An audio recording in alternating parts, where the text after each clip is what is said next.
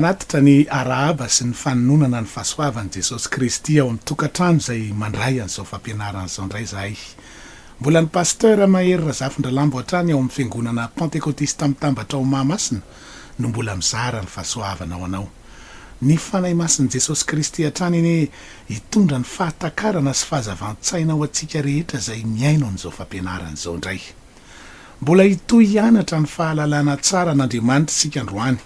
Ny tenin'Andriamanitra fototra ny raisintsika tamin'ny heriny dia ny Tesalonianina 2:1 andininy 7 tapany 2 hatramin'ny 9 izay efa nivakiantsika teto foana manao hoe raha iseho Jesosy Tompo avy any an-danitra mba amin'ny anjeliny heriny amin'ny afo midedadeda amaly izay tsy mahalala an'Andriamanitra sy izay tsy manaiky ny filazantsara ny Jesosy Tompontsika.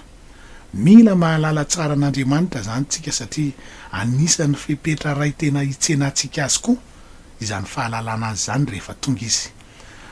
Ndao fitiantsika vetsivety ary aloha ny lesona tamin'ny heriny.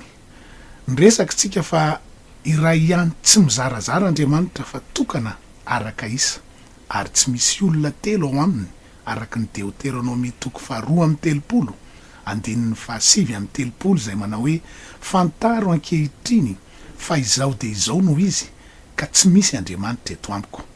Manatitrantitra tsara Jehova amin'io teny io fa tsy misy Andriamanitra eo aminy fa izy rery ihany.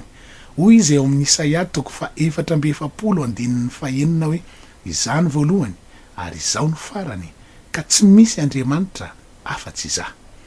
Dia ao amin'ny Isaia 3:7 andininy 10 tapany 2 dia mbola milaza Jehova fa mba hafantaranareo sy hinonareo aho ka ho azonareo tsara fa izao no izy talohako dia tsy nisy Andriamanitra voaforona sady tsy hisy andimby aho. Milaza koa izy fa izy rery ihany no nanao ny zavatra rehetra hatrany amin'ny famoronana fa tsy nisy Andriamanitra hafa nanampy azy na niaraka tamin'ny tany. Hoy ny Isaia 4:20 andininy 4:20 tapany 2 hoe izaho ny Jehova izay manao ny zavatra rehetra, izaho irery no manenjana ny lanitra, ny tenako ihany no mamelatra ny tany. Araka ireo tenireo dia hoy isika tany amin'ny farany hoe nanao izay ho afany mihitsy Jehova nilaza fa tsy misy Andriamanitra fa tsy izy ihany. Tany amin'ny mandrakizay rehetra tany aloha tany dia izy rery ihany no Andriamanitra ary hatrany amin'ny mandrakizay rehetra ho avy dia tsy misy Andriamanitra afa-tsy izy. Tsy misy Andriamanitra eo anoloany ny teny teo, tsy misy eo aminy Andriamanitra hafa miaraka aminy, tsy misy Andriamanitra eto amiko izy teo ary tsy hisy Andriamanitra hafa hiaraka aminy na andimby azy fa izy koa ny farany hatrany amin'ny mandrakizay rehetra mbola ho avy ihany. Ka ny fiteny hoe izao no izy eo amin'ny Baiboly dia milaza izay fisian'Andriamanitra tokana tsy mizarazara izay. Hoy ny Isaia 3:20 andininy 10 tapany 2 hoe mba hafantaranareo sy hinonareo ahy ka ho azonareo tsara fa izao no izy talohako dia tsy nisy Andriamanitra voaforona sady tsy hisy andimby aho. Dia hoy isika tany amin'ny lesona tany aloha hoe mety mipetraka aminao ny fanontaniana hoe dia ahoana ary zany ilay tenin'Andriamanitra nanao hoe andeha isika amorona olona tahaka ny endritsika ao amin'ny Genesis 1 andininy 9:20. Azo antoka fa tsy Andriamanitra hafa ny resahan'i Jehova teo fa niresaka tamin'ny anjely sy ireo zava-mananaina nohariana izy tamin'io tahaka ny ao amin'ny Isaia 4 andininy 1 ka hatramin'ny 7 ohatra dia feno anjely sy zava-mananaina nanodidina an'i Jehova rehefa niantso an'i Isaia izy. Ka azo antoka fa ireo anjely ireo no niresahany fa tsy Andriamanitra faharoa na Andriamanitra fahatelo akory. Satria ao amin'ny Isaia 4:20 andininy 4:20 tapany 2 teo dia manamafy Jehova hoe izaho ny Jehova izay manao ny zavatra rehetra, izaho irery no manenjana ny lanitra, ny tenako ihany no mamelatra ny tany. Izy rery ihany nanao ny zavatra rehetra tany amin'ny famoronana ao anatin'izany ny olombelona fa tsy nisy Andriamanitra nanampy azy teo akaikiny satria tena irery izy amin'ny maha-Andriamanitra azy. Hoy ny Isaia 4:20 andininy 9 hoe tsy efa nampandrianareo hatramin'ny fahiny va aho ka nanambara taminareo eny ianareo ny vavolombeloko misy Andriamanitra afa-tsy izao va? tsia tsy misy vatolampy tsy hitako zany. Hitan'Andriamanitra eo anatrehany daholo ny zavatra rehetra, fa ny zavatra iray ihany ny tsy hitany ary tsy ekeny ny fisiny de izay Andriamanitra faharoana fahatelo eo akaikiny. Izaho de izao no izy ka tsy misy Andriamanitra eto amiko. Na de nanantitrantitra toy izany azy Jehova fa tsy isy izao no izy afa-tsy izy rery ihany hatramin'izay ka ho mandrak'izay, de nilaza imbetsaka koa Jesosy Kristy fa izy ihany lay Jehova nilaza azy ho zao no izy tany aloha, satria tsy tokony isy zao no izy roa ao amin'ny Baiboly fa iray ihany araka ny famaritana ny zao no izy nilazain'i Jehova tany amin'ny testamenta taloha teo. Ao amin'ny Marka 4:40 andininy 2:20 rehefa nanontanian'ny mpisorona be Jesosy Kristy hoe ianao va ny Kristy, de niteny Jesosy hoe izao no izy, ary ho hitanareo ny zanak'olona mipetraka eo ankavanan'ny hery sady avy eo amin'ny rahon'ny lanitra. De ao amin'ny andininy 7:20 rehefa nahare zany tenin'i Jesosy zany ny mpisorona be de nandritra ny fitafiany ka nilaza fa tsy mila vavolombelona hafa intsony anamelohana ny Jesosy Kristy. Nahoana ary no nandritra ny fitafiany ny mpisorona be ka nilaza an'izany, satria nilaza Jesosy Kristy fa izy ihany ilay Jehova nilaza azy ho zao no izy tany amin'ny testamenta taloha. Ao amin'ny Jaonina 4:4 Jesosy de milaza mazava fa ho faty amin'ny fahotanareo ianareo, fa raha tsy mino ianareo fa izao no izy de ho faty amin'ny fahotanareo ianareo. Ny hoe ho faty amin'ny fahotanareo ianareo de milaza fa ho very tafasaraka amin'Andriamanitra izay tsy mahalala tsara an'izany. De ao amin'ny Jaonina 5:20 koa de nilaza Jesosy Kristy hoe rehefa sandratrareo ny zanak'olona de ho fantatrareo fa izao no izy. Ny andininy 5:50 ao amin'io 5 ihany de mbola nilaza Jesosy Kristy hoe fony tsy mbola ary Abrahama de izy aho. De nakavaty koa ny Jiosy teto ao amin'ny andininy 7:50 itoraka azy fa Jesosy nihery ka niala teo amin'ny kianjan'ny tempolo ny Baiboly. Nahoana ny nakavaty itoraka azy indray ny Jiosy teto? Satria ny Jiosy de mahalala tsara fa tsy misy afaka milaza ho izao no izy afa-tsy ray ihany ao amin'ny Baiboly de Jehova, ka blasfemi zany amin'izy ireo na tonga azy saika hitora-bato an Jesosy Kristy.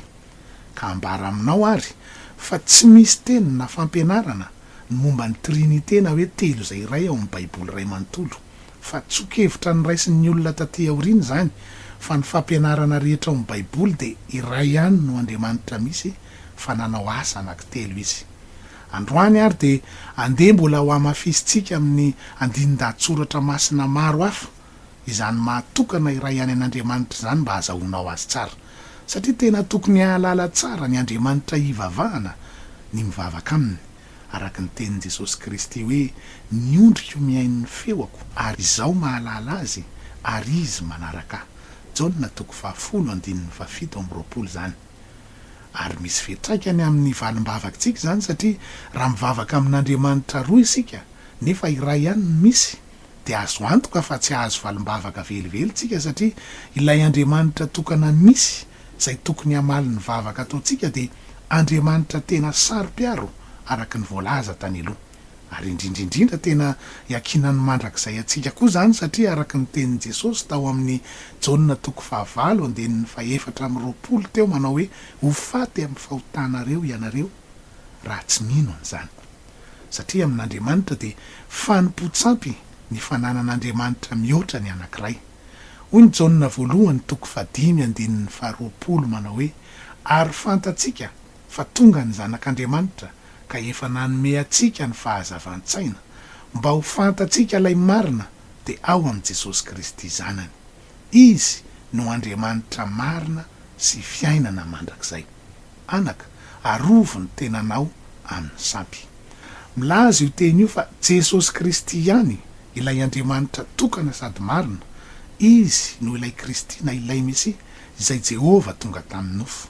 Fa sampy ny akoatran'izany ho ny Baiboly de ny fizarana azo Andriamanitra roa na telo na hafa. Ndao porofotsika am'reto andinin-dahatsoratra masiny reto ary fa de Jehova ihany tokoa no Jesosy Kristy. Raha naminany ny amin'ny andro anaovany ny famonjena Jehova ao amin'ny Zakaria 12:20 de Laza izy fa hijery azy zay no le foniny jiosy. Ola iteny hoe ary ahidiko amin'ny taranaki Davida sy amin'ny mponina ny Jerosalema ny fanahin'ny fahasoavana sy ny fifonana ka hijery izay no le foniny izy. Eto Jehova dia milaza faminaniana fa hijery azy eo amin'ny hazo fijaliana ny jiosy rehefa avy nandefina azy. Hitantsika amin'izany fa Jehova no miteny eto milaza n'ilay faminaniana, nefa fantatsika tsara fa ny fanatanterahana an'izany faminaniana izany dia Jesosy Kristy no le fonina teo amin'ny hazo fijaliana. Terahana anontanian'ny olona koa Jaonina mpanao batisa ao amin'ny Jaonina 1:7-20 ka hatramin'ny 7:20 hoe iza marina moa izy. Dia nilaza Jaonina mpanao batisa fa tsy izy no Kristy, fa hoy izy, izao dia feon'ny miantso mafy any anefitra hoe ataovy mahitsy ny lalan'i Jehova arak'izay nolazainy Isaia mpaminany. Eto dia milaza Jaonina mpanao batisa fa manamboatra ny lalan'i Jehova na hoe mielo lalana ny Jehova izy, izay Jehova ho avy ny dikany. Fantatsika tsara nefa fa Jesosy Kristy io Jehova ho avy lazainy io, izay nanao ny famonjena avy eo. Dia ao amin'ny Mateo 1:1-20 rehefa nilaza tamin'ny Josefa vadin'ny Maria ny anjely tamin'ny alalan'ny nofy ny amin'ny ahaterahan'i Jesosy Kristy dia nanambara hoe ny anarany atao hoe Jesosy. Dia misy fandikana teny renvoi eo amin'ny baibolinao manazava ny dikateny hoe Jesosy dia Jehova no mpamonjy. Milaza ny baiboly eto fa Jesosy dia Jehova ihany, fa nanatanteraka ny asa mahampamonjy azy izy eto, satria efa nanatitrantitra tsara Jehova tany amin'ny testamenta taloha, Isaia 7:1-1:20 izay efa hitantsika izany tany amin'ny lesona tany aloha hoe izao dia izao ihany ny Jehova ary tsy misy mpamonjy afa-tsy izaho. Tsy misy mpamonjy afa-tsy izaho. Ny dikany dia tsy hafa akory Jesosy Kristy fa Jehova ihany nidina ny tafy nofo nanao ny famonjena, ka iny nofo ny tafiany iny no atao hoe zanaka na zanak'Andriamanitra. Mbola maro ny soratra masina manambara fa Jesosy Kristy ihany ny Jehova, fa ampahan'ireo nomenanao ireo satria tsy ho ampy mihitsy ny fotoana raha voaketo daholo izy rehetra. Ndeha jerevantsika indray ary ireo soratra masina milaza fa na dia nanao ny asa mahazanaka aza Jesosy Kristy dia izy ihany no Andriamanitra ary izy mihitsy no Ray. Ny Isaia 7:5 raha nilazalaza momba ny Jesosy dia milaza azy ho Andriamanitra sady Ray. Ola iteny hoe fa zaza no teraka ao antsika, zazalahy no nomenantsika. Milaza ny Jesosy Kristy io zaza io.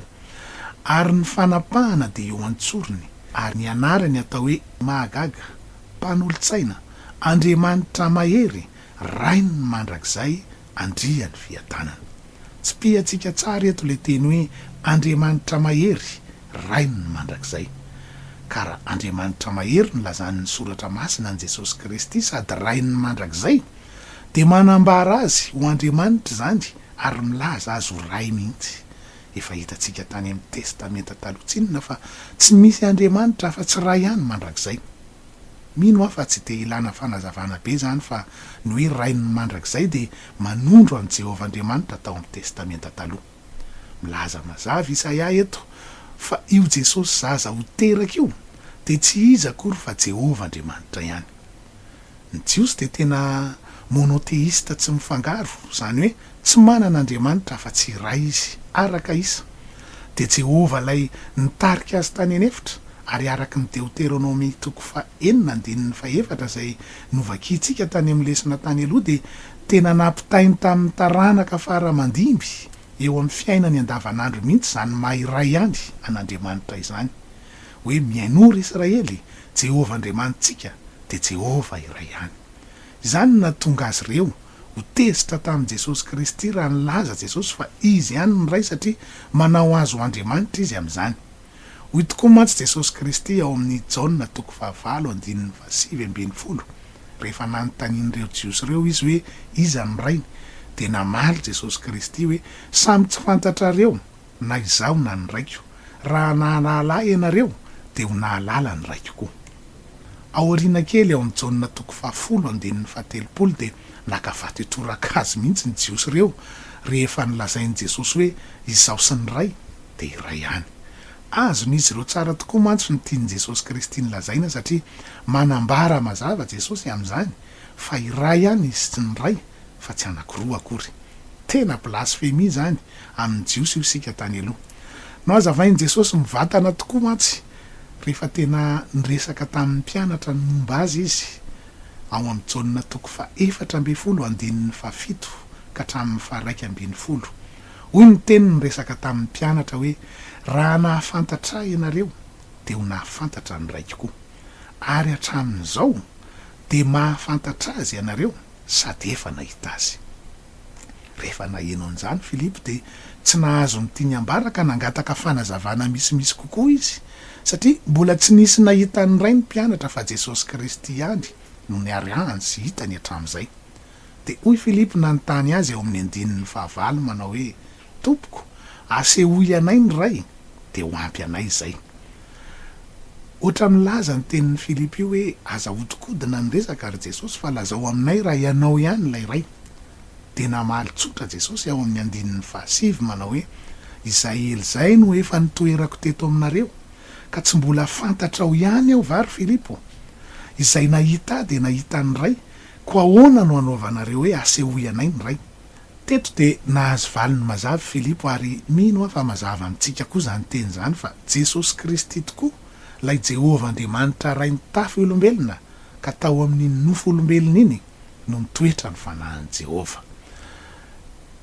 Izao sy ny ray dia iray ihany hoy ny tompo, izay nahita dia nahita ny ray.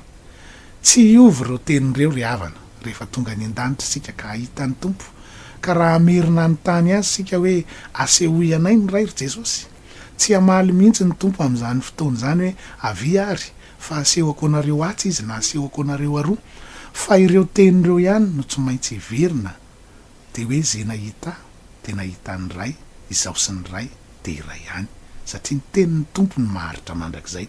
Hoy ny Petera 1:15. Ny fahamarinana zany dia ilay Jehovah Andriamanitra ilay mpamorona sy nahary antsika izay nitondra ny zanak'Israely tany anefitra noho ny fitiavany itsika dia nampananteny izy fa amonjy ny vazatany rehetra araka ny teniny ao amin'ny Isaia 5:20, 1:20 tapany 2 sy ny 2:20 hoe tsy izaho ny Jehovah va fa tsy misy Andriamanitra afa-tsy izaho, mbola manatitrantitra ny mahatokana azy izy eto. Dia Andriamanitra marina sady mpamonjy, eny tsy misy afa-tsy izaho. Mijery aho dia ho voavonjy ianareo ry vazatany rehetra fa izaho no Andriamanitra ka tsy misy hafa. Mba hanatanterahana an'izany fitiavana izany dia tsy maintsy nandatsadra izy amin'izany famonjeny izany satria tsy maintsy misy raha latsaka vao misy famelan-keloka hoy ny Hebreo 7:2. Ka noho izay fitiavana agape izay dia tsy hoe nandefa Andriamanitra faharoa akory izy na hoe nandefa Andriamanitra zanany mba ho vonoina eo amin'ny toerany, fa raha izany nataony dia tsy fitiavana agape no anaran'izany. Raha tiako amin'ny fitiavana agape marina ny vadiko dia tsy ny zanako lahy no asaiko vonoina eo amin'ny hazo fijaliana eo amin'ny toerako, fa satria izy ihany no Andriamanitra misy dia izy mihitsy no nidina ny tafy nofo tonga olombelona mba ho alatsadra ahatanteraka n'izany famonjena sy ny fitiavana lehibe izay atao hoe fitiavana agape zany. Ary ny toetra tena mampiavaka ny eo Andriamanitra io dia ny fahasarotam-piariny amin'izay mahatokana azy izay. Iny 7 mahery izy no manantitrantitra izay fahasarotam-piariny izay ao amin'ny soratra masina amin'ny maha-iray ihany azy. Raha nilaza ny maha-Andriamanitra mahery sy ny maha-iray an'i Jesosy Kristy ny Isaia 5:5, 1:5 izay nivakitsika teo dia mba entina ilazana fa tsy Andriamanitra faharoa akory io zazy io na Andriamanitra hafa, dia jereo tsara fa ny faranany Isaia zany teny filazanan'i Jesosy zany ao amin'ny 9 tapany 2 manao hoe ny fahasarotam-piaron'ny Jehovah tompony maro no ahatanteraka izany. Talao fa tena saro-piaro amin'ny mahatokana azy izy satria manamafy Isaia eto fa saro-piaro Andriamanitra ny maha-Andriamanitra tokana azy ihany, ka tsy Andriamanitra hafa akory io zaza teraka monjy io fa izy ihany. Mbola hijanona eo amin'izay fahasarotam-piarony izay ihany koa sika. Raha Jehovah no nitondra ny zanak'Israely tany amin'ny testamenta taloha dia nantsoina hoe vadin'ny fiangonan'i Israely izy tamin'izany. Ara-panahy ny resaka eto. ao amin'ny Osea toko 2:2 ohatra de milaza an'izany olona iteny hoe ofofoko vadiko amin'ny fahamarinana ianao ka de ahalala an' Jehova. Israely io. Fa aty amin'ny fanekena vaovao kosa de Jesosy Kristy indray no vadin'ny fiangonana. Izy no apakatra ny fiangonana ao amin'ny Apokalipsy toko 7:7 manao hoe aoka sika hifaly sy ho ravoravo ka hanome voninahitra azy fa tonga ny fampakaram-badiny zanak'ondry ka efa niomana ny vadiny. Jesosy Kristy io zanak'ondry apiakatra ny fiangonana ho vadiny io. De hitantsika amin'izany fa tena tsy ety mihitsy ny Andriamanitra faharoan' Jesosy Kristy. Voalohany de eo amin'izay fahasarotam-piariny izay aloha de efa tsy ho tanteraka mihitsy zany. Ary faharoa, lasa hijangajanga ve sanatrian'izany Jesosy Kristy ka aka ny vadindray ny aty amin'ny fanekena vaovao? Satria Jehova hoy isika ny vadin'ny fiangonana tany amin'ny testamenta taloha. Fa ankehitriny kosa ny fiangonana de izao sy ianao izay ho ampiakarina. Ny apôstôly Paoly de tena nanolotra ho an'ny Satana mihitsy ny olona manambady ny vadindrainy ao amin'ny Korintianina 1:5. Olona iteny hoe anolotra izany anankiray izany ho an'ny Satana hanmbana ny nofo mba hamonjena ny fanahy amin'ny andron'i Jesosy Tompo. Nahoana ny apôstôly Paoly no nanolotra ny olona io an'ny Satana? Satria tena fahavetavetana eo anatrehan'Andriamanitra izany manambady ny vadindrainy izany. Ary noho izay fahasarotam-piariny izay de izy ihany no manao ny asan'ny ray, izy ihany koa no manao ny asan'ny zanaka ary tsy namela antsika ho irery izy akory noho ny fitiavany antsika. Izay fitiavana agape hoy isika teo, raha maty sy nalevina ary nitsangana tamin'ny maty 2 taona lasa izay ka efa niverina tany amin'ny voninahiny, fa mbola niverina tetỳ indray izy miditra ho apontsika amin'ny alalan'ny fanahy masina ary miaraka amintsika foana, izay mbola izy ihany koa io fa tsy Andriamanitra hafa akory na Andriamanitra fahatelo.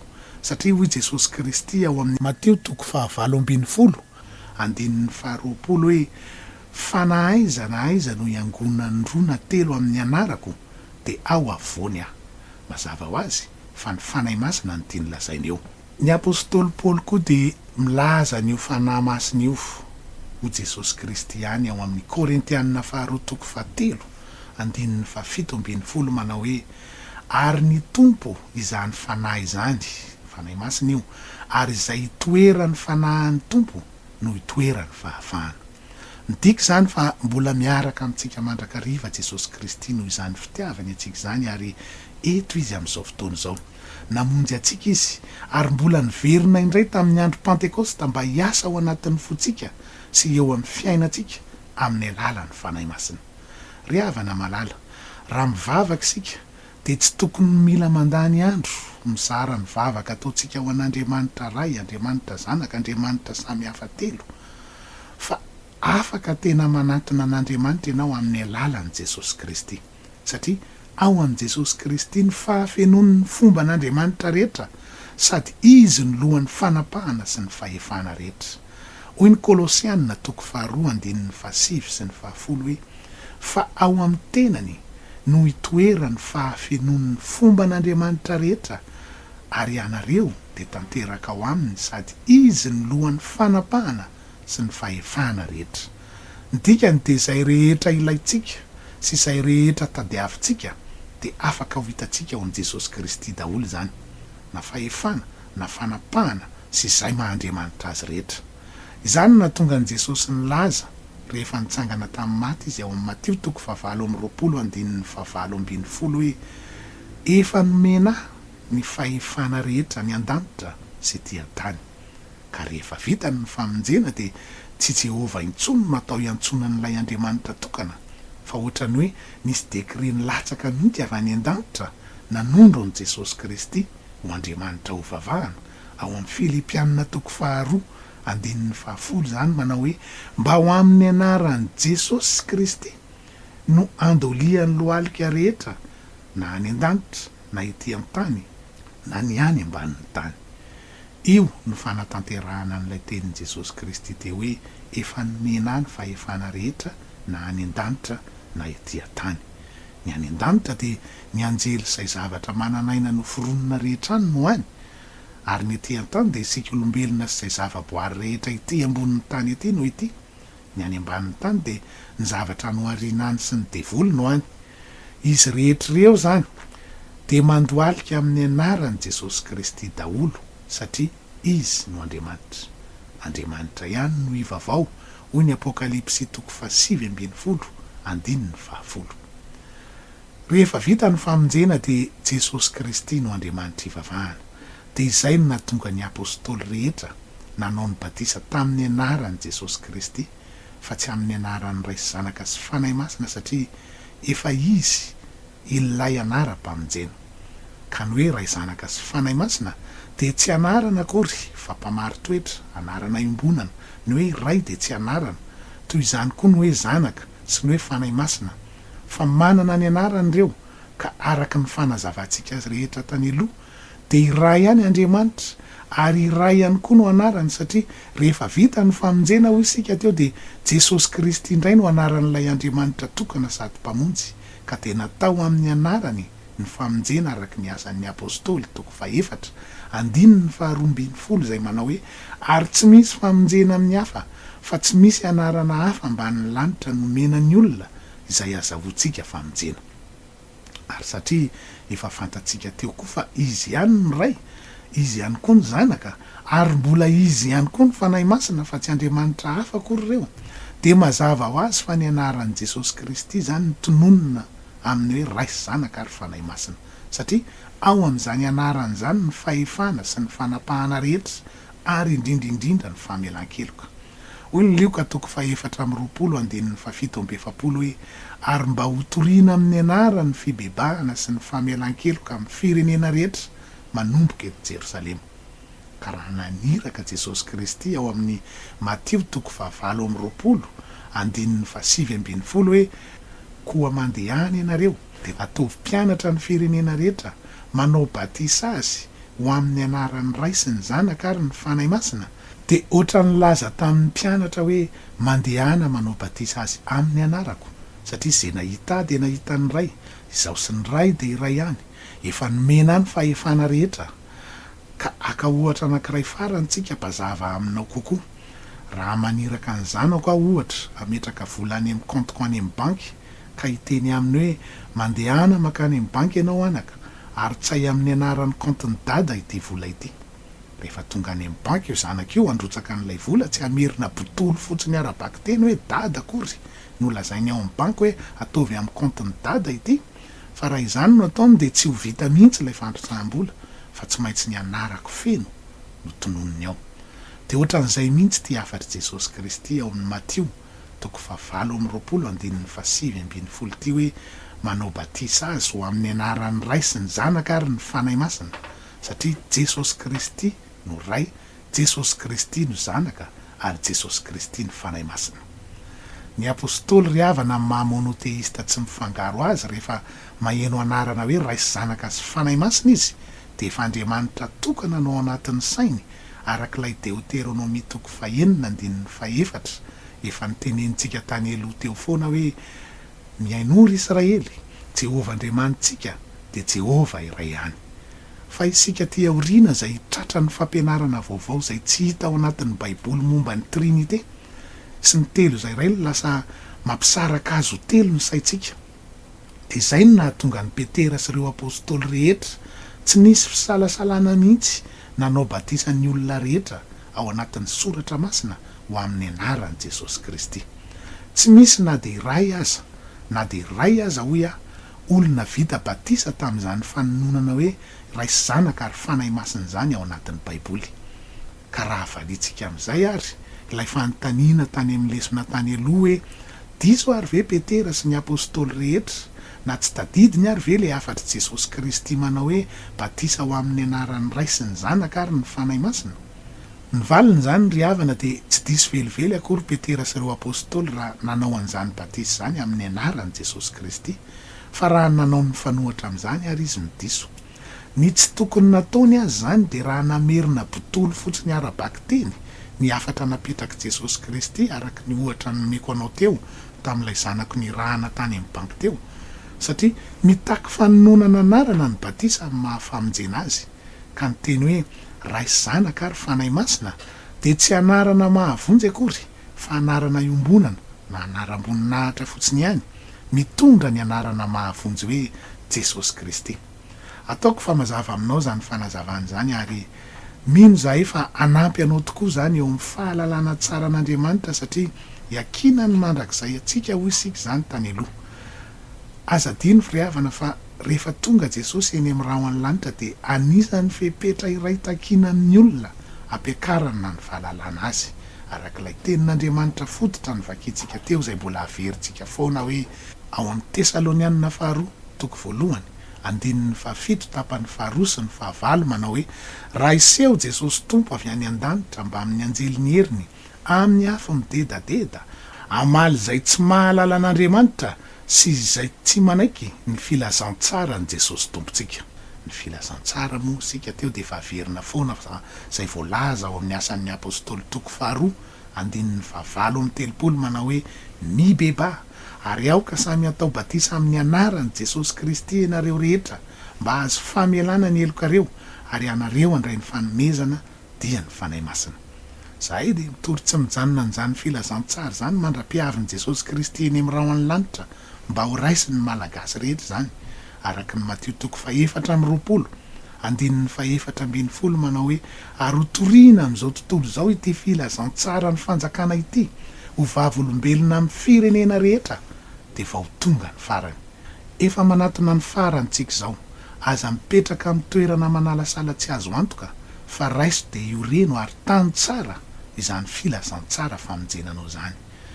Raha nanam-pikasana te hanampy anay ianao na te handray anjara amin'izany fitorianany filazantsara zany de efa iomenay ianao io ny laharana finday azahoanao anay. Isaorana anao melosa adiny amin'izany.